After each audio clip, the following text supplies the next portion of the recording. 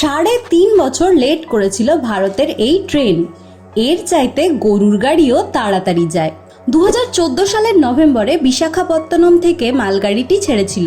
1400 kilometre দূরে অবস্থিত উত্তরপ্রদেশের বস্তিতে পৌঁছেছিল 3.5 বছর পর। কেন এত দেরি হলো? ট্রেনটি কোথায়, কিভাবে আটকে ছিল, কোথায় হারিয়ে গিয়েছিল? কোনো সদুত্তর দিতে পারেনি রেল। জাপানে কোনো ট্রেন যদি 1 মিনিটও লেট করে, রেল কর্তৃপক্ষ যাত্রীদের কাছে ক্ষমা চায়। ভারতে অবশ্য প্রায় সব ট্রেনই লেট করে। বর্ষা শীতে তো কোনো ট্রেন 8 থেকে 10 ঘন্টাও দেরি করে। কিন্তু একটি ট্রেন এই বিষয়ে রেকর্ড গড়েছিল। কয়েক ঘন্টা বা কয়েক দিন নয়, ট্রেনটি কয়েক বছর দেরিতে পৌঁছেছিল গন্তব্যে। তবে এটা কোনো যাত্রীবাহী ট্রেন ছিল না, ছিল একটি মালগাড়ির ওয়াগন। 14 লক্ষ টাকা মূল্যের সার ছিল ওয়াগনটিতে। আশ্চর্যের বিষয় হলো, এই দেরির কারণ রেলওয়ে আজও জানতে পারেনি। 3.5 বছর ধরে ট্রেনটি কোথায় ছিল তাও জানাতে পারেনি। বিশাখাপত্তনমের ইন্ডিয়ান পটাশ লিমিটেড থেকে সার আনার জন্য এই মালবাহী ট্রেনটি বুক করেছিলেন রামচন্দ্র গুপ্তা নামে উত্তরপ্রদেশের বস্তির এক ব্যবসায়ী। 2014 সালের নভেম্বরে বিশাখাপত্তনম থেকে মালগাড়িটি ছেড়েছিল। বিশাখাপত্তনম থেকে বস্তির দূরত্ব 1400 কিলোমিটার। সাধারণত এই দূরত্ব অতিক্রম করতে কোনো মালবাহী ট্রেনের 42 ঘন্টা 13 মিনিট মতো সময় লাগে, কিন্তু এই ট্রেনটির লেগেছিল 3.5 বছর। বস্তি স্টেশনে পৌঁছেছিল 2018 সালে। ট্রেনটি সময় মতো বস্তিতে না পৌঁছানোর পর রামচন্দ্রগুপ্ত ভারতীয় রেলের সঙ্গে যোগাযোগ করেন। বস্তি রেল স্টেশনে গিয়ে রেলের আধিকারিকদের সঙ্গেও বারবার দেখা করেন।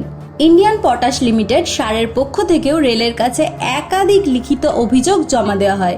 রেলের পক্ষ থেকে কোনো ব্যবস্থা নেওয়া তো দূর, ট্রেনটি কোথায় আছে তাও তারা জানাতে পারেনি ওই ব্যবসায়ীকে। ট্রেনটি যেন উধাও হয়ে গিয়েছিল।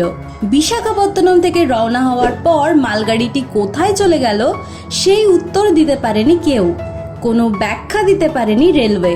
দীর্ঘ তদন্ত ও অনুসন্ধানের পর 3.5 বছর পর 2018 সালের জুলাই মাসে উত্তরপ্রদেশের বস্তি রেলওয়ে স্টেশনে পৌঁছেছিল সার বোঝাই ওয়াগনটি। তবে ততদিনের সবটাই নষ্ট হয়ে গিয়েছিল। ওই নষ্ট হয়ে যাওয়া সার গ্রহণ করতে চাননি রামচন্দ্রগুপ্ত। রামচন্দ্রগুপ্ত আগে থেকে পেমেন্ট করেননি, ফলে সার সংস্থাটির ক্ষতি হয়েছিল লক্ষ লক্ষ টাকার। এরপর আইনি লড়াই শুরু হয়েছিল ইন্ডিয়ান পটাশ লিমিটেড এবং ভারতীয় রেলের মধ্যে। সেই মামলার পরিণতি কি হয়েছিল তা জানা যায়নি। কিন্তু কেন এত দেরি হলো, ট্রেনটি কোথায়, কিভাবে আটকে ছিল, এরও কোনো সদুত্তর দিতে পারেনি রেল কর্তৃপক্ষ।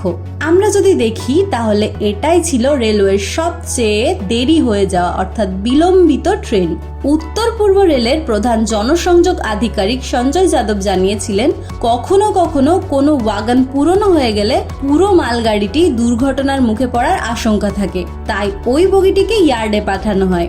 এই ক্ষেত্রেও সম্ভবত একই ঘটনা ঘটেছিল। তবে এত বছর বেপাত্তা থাকা ট্রেনটি নানা মুখরোচক গল্পের জন্ম দিয়েছে।